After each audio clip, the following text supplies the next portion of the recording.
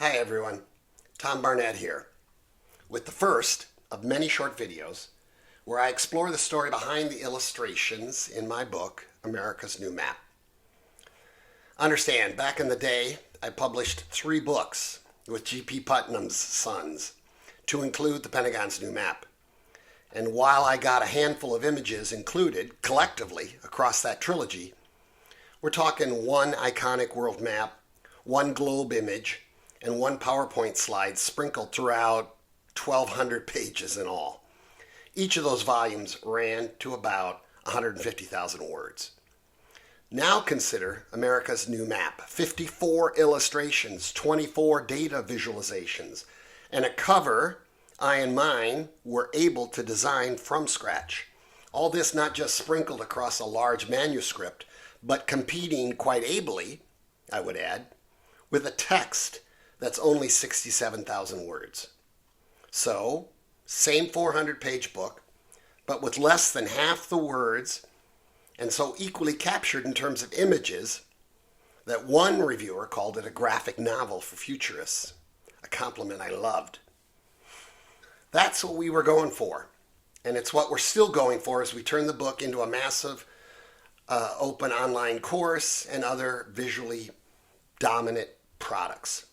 All this storytelling, it's a world-changing mission for us at Throughlines, so we're bringing to bear all the tools in our toolkit.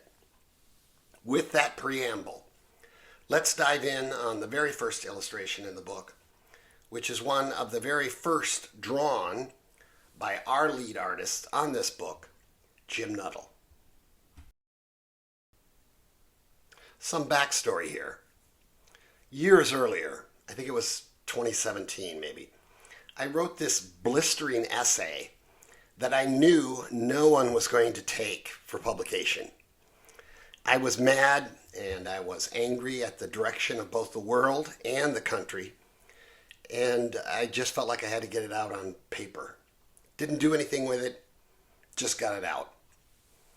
Well, after Throughline and I had plotted out the map of the book, I largely repurposed that material in the preface, aiming for this barn-burning beginning.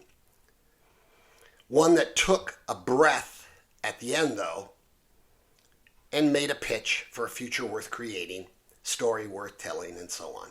I needed to wrap up this preface by tapping the whole Throughline vibe, which I did not quite understand at that point in the book because I was just starting to write it. So frankly, I was reaching in this first draft. Anyway, since I wrote that preface first, this was pretty much the first thing Jim tackled as a drawing, and this is what he came up with. I will tell you at first glance, I wasn't that happy with it. It seemed kind of flat. Being a PowerPoint ranger, I wanted something, I guess, more PowerPointy. Something that progressed from left to right on the slide, arrows, boxes, stuff like that. I was, quite frankly, still getting used to this concept of abstracting the book's many messages.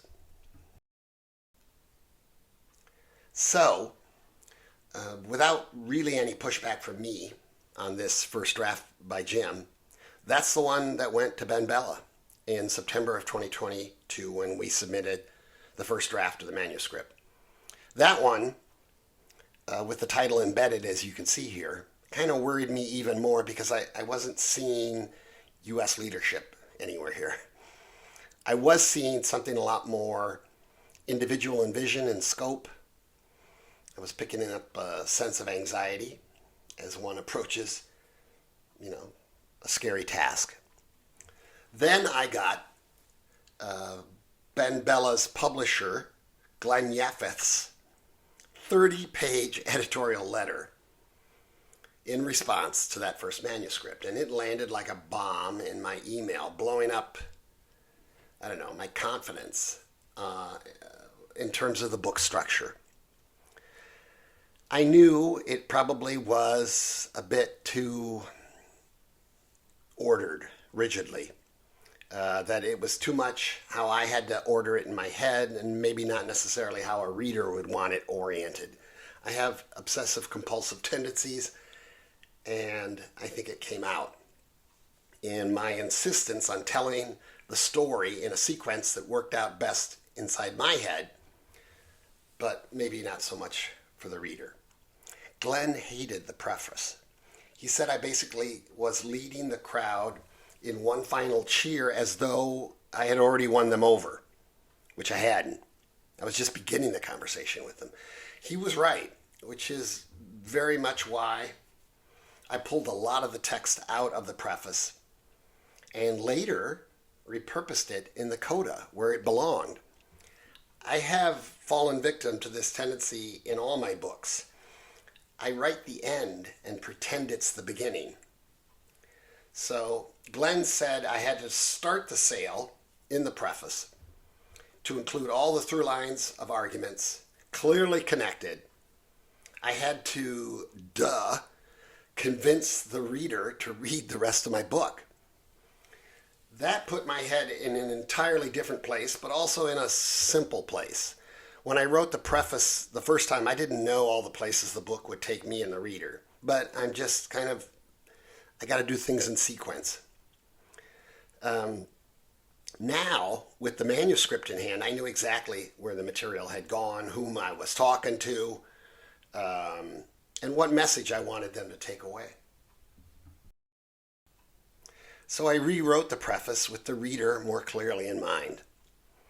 And my proxy here was my immediate boss and the guy who was overseeing the entire book project at Throughline, Tom Zork, also credited in the book as a data visualizer. Tom really was the perfect avatar for the person I wanted to convince. He's a millennial in his 30s, very aware of politics and environment and social issues, whatnot, but a bit detached, as one is at that age, by his relative youth. As I discovered in reorganizing the book's material per Glenn's direction, millennials and Gen Zs were my primary target. Not the target audience for the book per se, but a target for its message, its mission, its activating strength or whatever. They're the ones, millennials and Gen Zs, who need the happy ending I spoke of in the original draft, because they're going to be living in this world. They're going to be stuck with it. And so the revamped preface spoke directly to them. Here's the situation. Here's what's going on right here and now. Here's what's going wrong. This is what you'll need to do and how long you'll likely have to struggle in this effort. But look, this can work out. And that's when I finally understood Jim's intent here. What Jim was getting across in this illustration is, do not minimize the danger. This is a scary, arduous path, one made worse by those who came before you. There's a good chance you'll lose it all if you're not careful. The journey most definitely is clouded, lacks clarity. You're going into that dark cloud, that zone of turbulence I talk about in the book. And who knows how long you may struggle there, decades.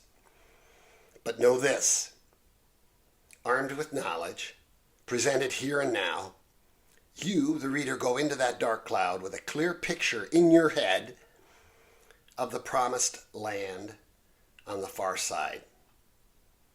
So very MLK-like, very biblical, Moses-like, powerful, empowering vision. That's what we're trying to get across here. There is a win to be had in this journey. Or as Jim Kirk likes to say, I don't believe in the no-win scenario, and neither should you. That's the story behind this illustration.